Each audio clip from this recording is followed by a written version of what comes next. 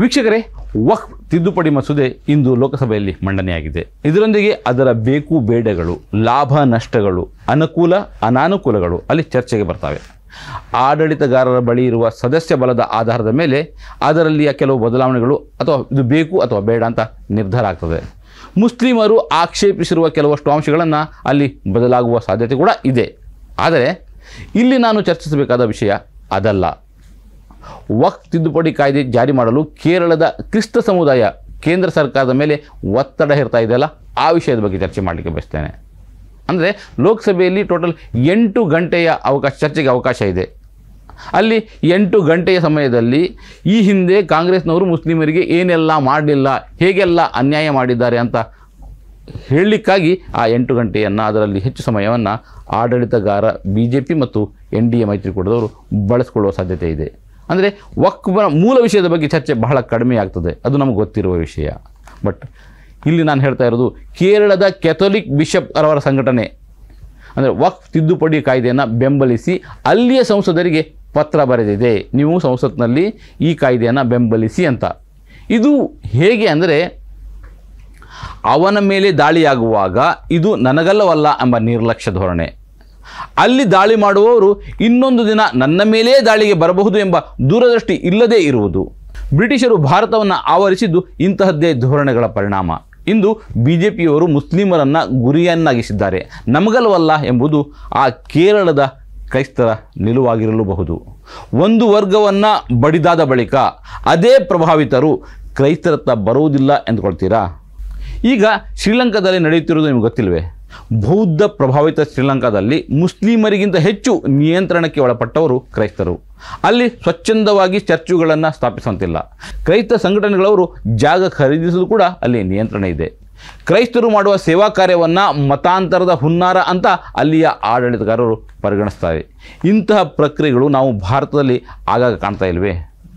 ವಕ್ಫ್ ಹೆಸರಿನಲ್ಲಿ ಈಗ ಮುಸ್ಲಿಮರ ಮೇಲೆ BJPಯವರು ಮಾಡುತ್ತಿರುವ ದಾಳಿಯನ್ನು ಬೆಂಬಲಿಸುವ ಕ್ರೈಸ್ತರು ಇಂದು ಅವರಿಗಾದರೆ ನಾಳೆ ನಮಗೆ ಎಂಬುದು ಹೇಗೆ ಮರೀತಾರೆ?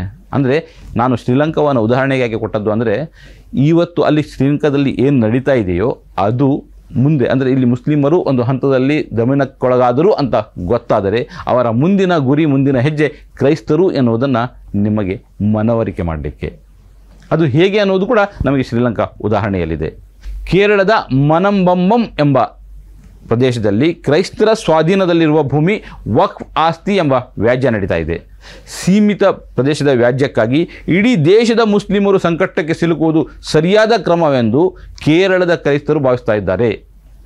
ಹಾಗಾದರೆ ಇದು ಆಘಾತಕಾರಿ ವಿಷಯ ಅಂತ ಇಡೀ ದೇಶದ ಕ್ರೈಸ್ತರಿಗೆ ಅನ್ನಿಸ್ತಾ ಇಲ್ವಾ? ಇದು ದೇಶದಾದ್ಯಂತದ ಕ್ರೈಸ್ತರ ಅಭಿಪ್ರಾಯ ಅಲ್ಲ ಎಂಬುದು ನಿಜವೇ ಆಗಿದ್ದರೂ ಕೇರಳದ ಬಿಷಪ್ ಕೂಟವು ಇಂಥದ್ದೊಂದು ನಿರ್ಧಾರ ಕೈಗೊಂಡಿರುವುದು ಇಡೀ ಕ್ರೈಸ್ತರ ವರ್ಚಸ್ಸಿಗೆ ಹಾನಿ ತರಲಿದೆ ಎಂಬುದು ನಿಜ. ಇದು ಕ್ರೈಸ್ತರ ಮತ್ತು ಮುಸ್ಲಿಮರ ನಡುವೆ ಒಡಕು ಸೃಷ್ಟಿಸುವ ಸಾಧ್ಯತೆ ಕೂಡ ಇದೆ. ಈ ವಿಷಯದಲ್ಲಿ ಇಡೀ ದೇಶದ ಕ್ರೈಸ್ತ ಸಮುದಾಯ ಕೇರಳದ ಬಿಷಪ್ ಕೂಟದ ಮೇಲೆ ಯಾವ ರೀತಿಯ ಒತ್ತಡವನ್ನು ಹೇರುತ್ತದೆ ಮತ್ತು ಇಂತಹ ನಿರ್ಧಾರವನ್ನು ಬಹಿರಂಗವಾಗಿ ಮಾಡದಿರಿ ಎಂದು ಅವರನ್ನು ತಡೆಯುವ ಪ್ರಯತ್ನ ಮಾಡುತ್ತದೆ ಎನ್ನುವುದರ ಮೇಲೆ ಭಾರತದ ಕ್ರೈಸ್ತರ ಮತ್ತು ಮುಸ್ಲಿಮರ ಮತ್ತು ಅಲ್ಪಸಂಖ್ಯಾತರ ಒಗ್ಗಟ್ಟು ನಿರ್ಧಾರಿತವಾಗ್ತದೆ. ಅಂದರೆ ಕೇರಳದ ಕ್ರೈಸ್ತರ ನೀತಿ ಹೇಗಿದೆ ಅಂದರೆ, ನನ್ನ ಕಿರುಬೆರಳ ಚರ್ಮ ಕಿತ್ತು ಹೋಗ್ತಾ ಇದೆ, ಅದಕ್ಕಾಗಿ ಆ ಎದುರಾಳಿಯ ಇಡೀ ದೇಹವನ್ನು ಛಿದ್ರ ಮಾಡಲಿಕ್ಕೆ ನನ್ನ ಆಕ್ಷೇಪ ಇಲ್ಲ. ಇಂತಹದ್ದು ನೀವು ಈಗ ಒಪ್ಪಿಕೊಂಡರೆ ನಾಳೆ ನಿಮ್ಮ ದೇಹ ಛಿದ್ರವಾಗುವ ಸ್ಥಿತಿ ಬಂದಾಗ ನಿಮ್ಮ ಜೊತೆ ಯಾರಿರ್ತಾರೆ? ಈ ವಿಷಯವನ್ನು ಕ್ರೈಸ್ತರು, ಮುಖ್ಯವಾಗಿ ಕೇರಳದ ಕ್ರೈಸ್ತರು ನಿರ್ಧಾರ ಮಾಡಿಕೊಳ್ಬೇಕಿದೆ, ತಿಳಿಬೇಕಿದೆ. ಸನ್ಮಾರ್ಗ ನ್ಯೂಸ್ 1.5 ಲಕ್ಷ ಚಂದಾದಾರರನ್ನ ದಾಟಿದೆ. ಇದನ್ನ ಸಾಧ್ಯವಾಗಿಸಿದ್ದು ವೀಕ್ಷಕರಾದ ನೀವೇ. ಮುಂದಿನ 1 ವರ್ಷದಲ್ಲಿ ಈ 1.5 ಲಕ್ಷವನ್ನ 3 ಲಕ್ಷಗಳಾಗಿ ಪರಿವರ್ತಿಸುವ ಗುರಿಯನ್ನ ನಾವು ಇಟ್ಕೊಂಡಿದ್ದೇವೆ.